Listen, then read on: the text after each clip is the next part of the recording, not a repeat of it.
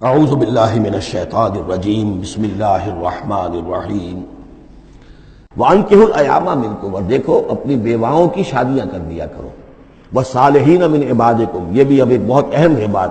ہندوانہ ہمارا معاشرہ جو ہے وہ بیوہ کی شادی جو ہے وہ تو جائز بھی نہیں سمجھتا، یا بہت ہی یوں سمجھیے کہ اس کے نزدیک بہت ہی ناپسندیدہ بات ہے، اور ہمارے ہاں بھی یہ ہو گیا ہے۔ حالانکہ یہاں حکم ہے انکحوا الایام منکم، بیواؤں کی شادیاں کر دیا کرو، والصالحین من عبادکم و امائکم، اور تمہاری جو بانیاں ہوں، غلام ہوں، ان میں سے بھی جو سمجھدار ہوں، جن کے کردار کے بارے میں تمہیں اعتماد ہو، ان کی بھی شادیاں کر دیا کرو۔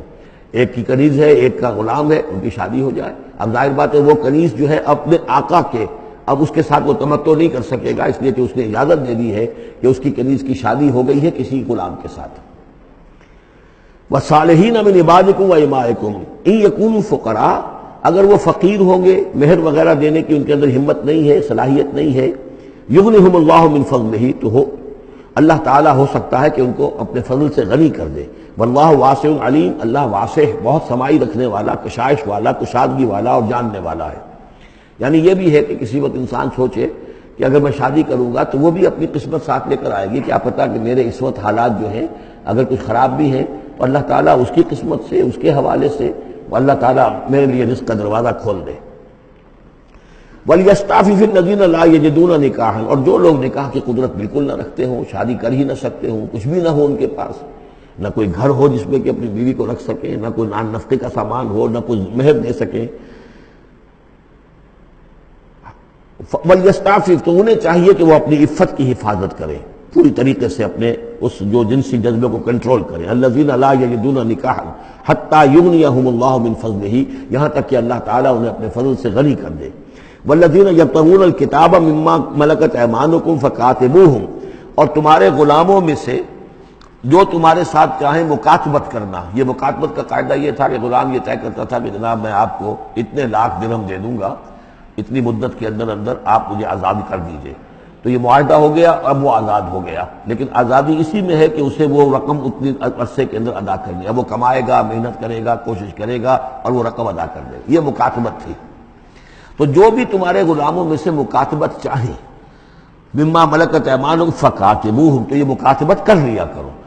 قرآن مجید نے وہ تمام راستے کھولے ہیں کہ جن سے غلاموں کی آزادی کا جو ہے آسانی کے ساتھ تدریجاً سہج انداز کے اندر ان کی غلامی کا جو ہے سلسلہ ختم ہو کر آزادی کی طرف راستہ کھل جائے۔ فَقَاتِبُوهُمْ إِنْ عَلِمْتُمْ فِيهِمْ خَيْرًا، اگر تم دیکھ رہے ہو ان کے اندر کہ خیر ہے، بھلائی ہے، واقعتاً یہ شخص پہ اعتماد کیا جا سکتا ہے، یہ بھاگ نہیں جائے گا، اور یہ جو بھی کرنا چاہ رہا ہے معاہدہ اس کو پورا کرنے کی اس کی نیت ہے۔ وَآتُوهُمْ مِنْ مَالِ اللَّهِ الَّذِي آتَاكُمْ، پھر ایسے لوگوں کو جنہوں نے مکاتبت کی ہو تم بھی مال دیا کرو، جو اللہ کا مال تمہارے پاس اللہ نے تمہیں دیا ہے، یعنی لوگ مدد بھی کریں اس کی، تاکہ وہ اپنی اس رقم کو جلد از جلد ادا کر کے اور وہ پھر آزاد ہو جائے۔ وَلَا تُكْرِهُوا فَتَيَاتِكُمْ عَلَى الْبِغَاءِ، اور دیکھو اپنی بانگیوں کو، چھوکریوں کو، یہ جو وہاں پہ بانگیاں کنیزیں ہوتی تھیں، انہیں بدکاری پر مجبور نہ کرو۔ ان اردنا تحسنا، اگر وہ چاہیں کہ وہ پاک دامن رہیں، وہ کسی قلعے میں رہیں، اور ان سے چونکہ یہ بھی رواج وہاں تھا، ان بانگیوں سے پھر وہ پیشہ کراتے تھے۔ اب یہ اصل میں اصلاح ہو رہی ہے اس معاشرے کی، اور اس کے اندر ان چیزوں کو رفتہ رفتہ روکا جا رہا ہے۔ جیسے سورہ نساء میں آیا تھا، ایسا بھی ہوتا تھا کہ باپ کی بیویاں جو ہیں، اپنی جو سوتیلی مائیں ہیں، انہیں اپنے گھر میں ڈال دیا، لیکن یہ ساری چیزیں رفتہ رفتہ ایک ایک کر کے پھر ان کی بندش ہوئی ہے، تو وہ اپنی اولونیوں سے پیشہ کراتے تھے اور کمائی خود کھاتے تھے۔ تو فرمایا یہ بہت غلط ہے، لِتَبْتَغُوا عَرَضَ الْحَيَاةِ الدُّنْيَا، تاکہ تم حاصل کرو دنیا کی زندگی کا سامان۔ وَمَنْ يُكْرِهُنَّ فَإِنَّ اللَّهَ مِنْ بَعْدِ إِكْرَاهِهِنَّ غَفُورٌ رَحِيمٌ، اور اگر کوئی ان کو مجبور کرے گا اس کام کے لیے تو اللہ تعالیٰ ان کی اس مجبوری کی بنا پر ان کے حق میں غفور اور رحیم ہوگا۔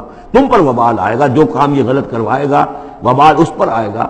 اگر وہ خود جو ہے مجبوراً کر رہی ہے اور وہ اس کے لیے ذہناً تیار نہیں ہے تو بہرحال اللہ اس کے حق میں غفور اور رحیم ہوگا۔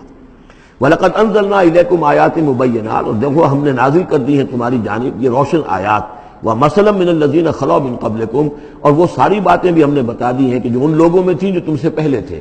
یہ ساری گندگیاں، معاشرتی خرابیاں جو ہیں یہ پہلوں کے اندر بھی تھیں، ہم نے ان سب کی نشاندہی کر دی ہے۔ وَمَوْعِظَةً لِّلْمُتَّقِينَ، اور اہل تقویٰ کے لیے ہم نے نصیحت یہ نازل فرما دی ہے۔ قَدْ جَاءَتْكُم مَّوْعِظَةٌ مِّن رَّبِّكُمْ وَشِفَاءٌ لِّمَا فِي الصُّدُورِ۔ صدق اللہ العظیم۔